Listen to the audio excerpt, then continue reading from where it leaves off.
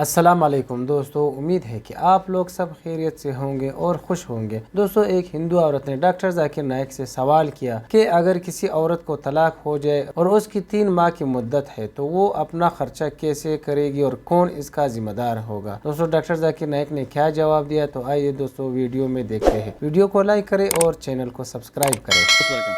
Doctor Naik نمشکار، میں سدھا جین پاریوارک نیالے میں practice کر رہی ہوں۔ میرا ایک بہت ہی پریکٹیکل سوال ہے۔ ابھی آپ نے بتایا کہ ہم مہیلاؤں کے لیے ہمارے مسلم دھرم میں ہم مہیلاؤں کو بہت 75% ہم سمان دیتے ہیں، ان کے ادھیکار ہیں، ان کے رائٹس ہیں۔ تو میرا ایک سوال یہ ہے جو کہ میں آئے دن دیکھتی ہوں کہ جو آپ کے جو مسلم دھرم کے انوسار جو طلاق کا جو سسٹم ہے، 3 بار طلاق دینے کے بعد اس پر جو عدت پیریڈ کا جو کیبل مینٹیننس ملتا ہے، اس کے بعد ایک ان پڑھ ایک ایسی مہیلا جو اپنا سورس آف انکم اس کا کچھ بھی نہیں ہے، اس کو کس کے سہارے پر چھوڑ دیا جاتا ہے؟ ہمارا دھرم جو مسلم دھرم ہے اس میں کوئی ایسی ویوستھا کر دی جائے جس سے کہ ایسی مہیلاؤں کو جیون جو آسانی سے کٹ سکے۔ Thank you. بہن نے ایک بہت اچھا سوال پوچھا۔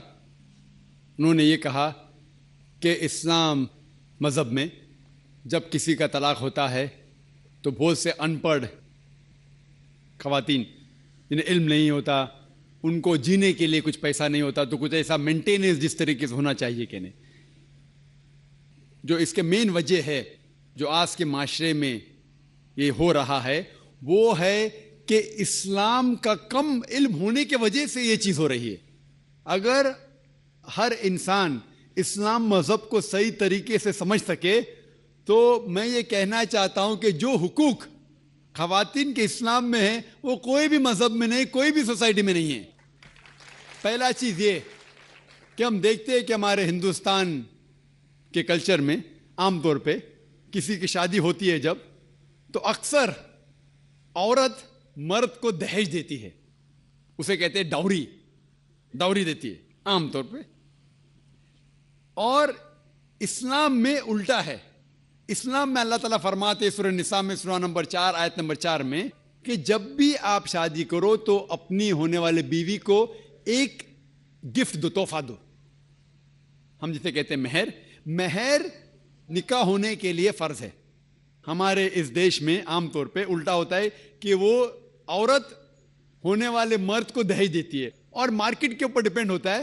اگر وہ ڈاکٹر ہے تو مانگے گا 1 کروڑ روپیہ یا 10 لاکھ، ڈیپینڈ کون سے علاقے سے آتا ہے۔ انجینئر ہے تو 5 لاکھ، گریجویٹ ہے تو 1 لاکھ، جیسے بھیڑ بکریوں کا بکتے ہیں۔ اور افسوس کی بات ہے کئی مسلمان بھی اس کو عمل کرتے ہیں، بالکل غلط ہے۔ اسلام میں دہیج لینا عورت سے زبردستی بالکل حرام ہے۔ الٹا ہونے والے شوہر کو مہر دینا چاہیے اور اپنے برابر کا مہر دینا چاہیے۔ لیکن افسوس کی بات ہے کہ دہیج لینا چھوڑیے، اگر ہنٹ بھی دینا، دہیج کو ہنٹ دینا کہ میرا بیٹا مرسڈیز کار میں گھومنا چاہتا ہے، ہنٹ دے رہے کہ اس کو دہیج میں مرسڈیز کار چاہیے۔ میرے بیٹے کو 4 بیڈ روم فلیٹ میں رہنے کی عادت ہے، انڈیکیشن ہنٹ دے رہے کہ مجھے دہیج میں 4 بیڈ روم کا فلیٹ چاہیے۔ یہ بالکل اسلام میں حرام ہے۔ زبردستی مانگنا، اگر خوشی سے، اگر اس لڑکی کے والدین کچھ دینا چاہتے تو آپ لے سکتے خوشی سے، زبردستی آپ لے نہیں سکتے، نہ آپ اس کو ہنٹ دے سکتے کہ مجھے فلیٹ دو یا پیسہ دو۔ اسلام میں الٹا ہے۔ اسلام میں عورت کو مہر ملتا ہے شادی میں، اور مہر نکاح ہونے کے لیے فرض ہے۔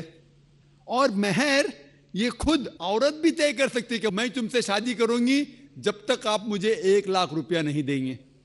وہ الگ بات ہے کہ وہ غریب شوہر ہے، غریب آدمی بولے گا میں 1 لاکھ نہیں ہے، آپ کوئی دوسرے مرد کو ڈھونڈو، میں دوسری لڑکی کو ڈھونڈوں گا، یہ بھی جائز ہے۔ تو وہ لڑکی دوسرے شوہر کو ڈھونڈیں گی، ٹھیک ہے نا؟ لیکن وہ کہہ سکتی مجھے 1 لاکھ چاہیے، 5 لاکھ چاہیے، 10 لاکھ چاہیے، کچھ بھی کہہ سکتی ہے۔ اگر شوہر کے پاس قوت ہے وہ دیں گا، نہیں قوت ہے تو نہیں دیں گا۔ اسی لیے عرب ممالک میں لڑکی لوگ اتنا ڈیمانڈ کرتے ہیں کہ ان کو عرب خواتین سے شادی کرنا مشکل پڑ جاتا ہے، کیونکہ وہ جانتے ہیں اپنے حقوق کو۔ سورہ نساء کی سورہ نمبر 4 آیت نمبر 20 کے آیت میں لکھا ہے کہ آپ انہیں سونے کا پہاڑ بھی دے سکتے ہیں مہر میں، اور آپ اسے ایک آیت بھی سکھا سکتے ہیں، وہ بھی مہر ہے۔ اگر آپ کے پاس پیسہ نہیں ہے اور وہ آدمی کہتا ہے کہ میرے پاس پیسہ نہیں، میں آپ کو قرآن شریف کی آیت پڑھ کے سناؤں گا، وہ بھی مہر ہو گیا. تو مہر کی کوئی حد نہیں ہے، نہ نیچی حد ہے نہ اوپر حد ہے.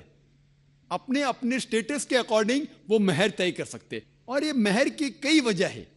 ایک وجہ ہے کہ مثال کے طور پہ اس لڑکی کے والدین نے اس کی پرورش کی، اسے گریجویٹ بنایا، تعلیم کے اوپر خرچہ کیا، تو مہر ملنے کے بعد اس عورت کی وہ اپنی جائیداد ہو جاتی ہے.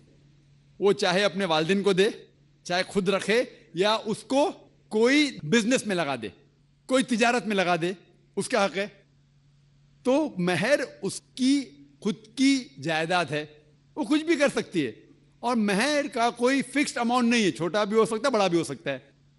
اور اس کے علاوہ یہ مہر اگر خدا نہ کرے، اللہ نہ کرے، اگر طلاق ہوتا ہے، ڈیورس ہوتا ہے، تو یہ مہر اس کے کام آ سکتا ہے. لیکن لوگ کو غلط فہم ہے کہ مہر صرف طلاق کے لیے، ایسا نہیں بات ہے. وہ مہر لے کے خود کو بزنس میں لگا سکتی ہے، اپنے والدین کو دے سکتی ہے.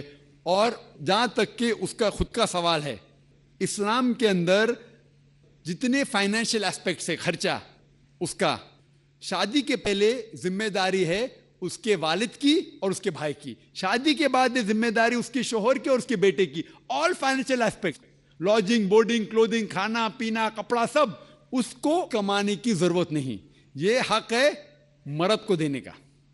تو financially she is more strong, she is very strong financially. جہاں تک کہ مالی حالات میں اسلام میں عورت کا درجہ بہت اونچا ہے. جہاں تک کہ بہن نے سوال پوچھا کہ طلاق ہونے کے ٹائم پہ اسے مینٹیننس کیوں نہیں ملتا، بہت اہم سوال ہے. پہلا ہم یہ جان لے کہ جب اللہ سبحانہ و تعالی خواتین کو اتنے حقوق دیے، حقوق دینے کے باوجود اللہ سبحانہ و تعالی عدل کرتے ہیں، جسٹ ہے. کیونکہ جب بھی طلاق ہوتا ہے گھاٹے میں جاتا ہے مرد اسلام میں زیادہ. کیونکہ جب طلاق ہوتا ہے اسے اگر وہ مہر نہیں دیا ہوگا دینا فرض ہو جاتا ہے. بھلے وہ مہر 50,000 ہو، 1 لاکھ ہو، 5 لاکھ ہو، 10 لاکھ ہو، وہ اسے طے کرنا چاہیے. جب مہر دیتا ہے تو عورت کا نقصان کچھ نہیں ہوتا. اور طلاق ہونے کے بعد آدمی بھی شادی کر سکتا ہے، عورت بھی شادی کر سکتی. جب طلاق ہو جاتا ہے اسے مہر تو مل جاتا ہے، جب نئی شادی کرتی ہے نیا مہر ملتا ہے. آپ سوچئے آدمی جب نیا شادی کرتا ہے اس کو نیا مہر دینے پڑتا ہے، تو آدمی نقصان میں ہے.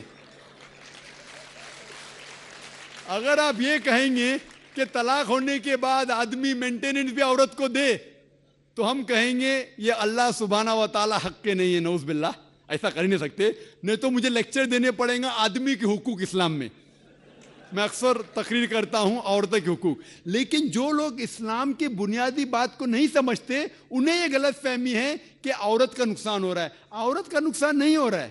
اور عورت کو کچھ بھی اگر چیز کی ضرورت ہے، جیسے میں نے کہا آدمی کا حق بنتا ہے کہ اسے دے. شادی کے پہلے اس کے والد اور اس کے بھائی، شادی کے بعد اس کے شوہر اور اس کے بیٹے. اور اگر یہ نہیں بھی دے تو معاشرے کا فرض ہے کہ عورت کو سنبھالے. معاشرہ نہیں کر سکتا ہے. اگر اسلامک حکومت ہے، حکومت کا فرض ہے کہ عورت کو سنبھالے، اس کی پرورش کرے. یہ اسلام میں. لیکن اگر آپ اس کے بعد کہیں گے طلاق ہونے کے بعد آدمی اسے ہر مہینہ اور 1,000 روپیہ دے، 5,000 روپیہ دے، تو یہ آدمی پہ ظلم ہوئے گا. لیکن جو مہر طے ہوتا ہے شادی کے پہلے نکاح میں، کیا مجھے چاہیے 5 لاکھ روپیہ، اسے وہ سنبھال سکتی ہے. اسے کوئی تجارت میں لگائے اور اس کی آمدنی لے سکتی ہے. اگر کوئی شک ہے کہ ہو سکتا ہے میرا طلاق، کبھی بھی شادی ہوتی تو طلاق کا گمان تو رہتا نہیں دماغ میں کہ طلاق ہونے والا ہے، ہو سکتا ہے. لیکن اس کے لیے اسلام نے اسے الحمدللہ کئی چیزیں سے حفاظت کی ہے. تو مہر جو ہے اسے کئی فائدے ہیں. اور اس کے باوجود حدیث محمد صلی اللہ علیہ وسلم کی کہ اگر کوئی آدمی اپنی بیٹی جس کا طلاق ہوتا ہے اس کی حفاظت کرتے تو بہت ثواب ملتا ہے. تو اسلام میں جو طلاق شدہ عورت ہے اس کے لیے الحمدللہ کئی طریقے ہیں جس سے اس کی حفاظت کی جاتی ہے. جو آپ جو کہہ رہے ہیں وہ یہاں کے معاشرے کے بارے میں کہہ رہے ہیں، تو میں کہتا ہوں کہ یہاں کے خواتین کو اپنے حقوق خود پتہ نہیں. ان کی غلطی ہے، اسلام کی نہیں. ہمارے خواتین اور ہمارے مرد خود نہیں جانتے، طلاق کیسا دینا جانتے نہیں. غلطی کس کی؟ اسلام کی. اسلام کی نہیں، اسلام کے فالو کرنے کے مسلمان کی. اگر آپ اسلام کو جاننا چاہتے ہیں تو مسلمان کو مت دیکھیے، जिस तरीके से आज मैंने कहा। आप अगर मर्सिडीज कार को जानना चाहते कितनी अच्छी है, अगर कोई ड्राइवर जो ड्राइविंग नहीं जानता है उसके पीछे बैठा स्टीयरिंग व्हील के ऊपर और मर्सिडीज कार को ठोक लेता है, तो गलती किसकी? मर्सिडीज कार की क्या ड्राइवर की? ड्राइवर की। उसे मर्सिडीज कार चलाने आता नहीं। तो इसीलिए इस्लाम को अगर जानना चाहिए तो आपको कुरान को पढ़ना चाहिए और सही हदीस को। ये अफसोस की बात है कि कई मुसलमान खुद नहीं जानते कुरान और हदीस में क्या लिखा है, किस तरीके से तलाक देना चाहिए, किस तरीके से बर्ताव करना चाहिए अपनी बीवी के साथ। इसीलिए मैं तकरीर कर रहा हूँ, तो लोगों को कुरान और हदीस के करीब लेके आऊँ। तो दोस्तों ये थी हमारी आज की वीडियो। उम्मीद करते हैं कि आप लोगों को पसंद आई होगी और देखने के लिए कुछ मिला होगा। दोस्तों इसीलिए उलमाए कराम हर वक्त कहते हैं कि हर बंदे पर इतना इल्म फ़र्ज़ है कि वो अपना हक़ और दूसरे के हक़ को समझ सके। दोस्तों इस्लाम एक ऐसा मज़हब है जिसमें सब कुछ सिखाया गया है। उसमें औरत का हक़ भी सिखाया गया है, उसमें मर्द का हक़ भी सिखाया गया, उसमें बच्चे बूढ़े यतीम सब का हक़ बताया गया है। तो दोस्तों हर इंसान पर इल्म हासिल करना फ़र्ज़ है। उसकी वजह यह है कि उसको सही और गलत का पहचान हो जाता है। दोस्तों ये मीडिया पे जो उलमाए कराम है, जो मस्जिदों में होते हैं, ये सब यही कहते हैं कि इल्म हासिल करो, इल्म हासिल करो। इसकी वजह यह है, इसकी खूबी ये है, इसका फ़ायदा ये है, हर इंसान को अपना हक़ और दूसरे के हक़ का समझ आता है। उम्मीद करते हैं दोस्तों कि आप लोगों को हमारी वीडियो पसंद आई होगी। वीडियो को आखिर तक देखने का बहुत बहुत शुक्रिया। अपना बहुत सारा ख्याल रखिए। इजाज़त चाहते हैं। अल्लाह हाफिज़।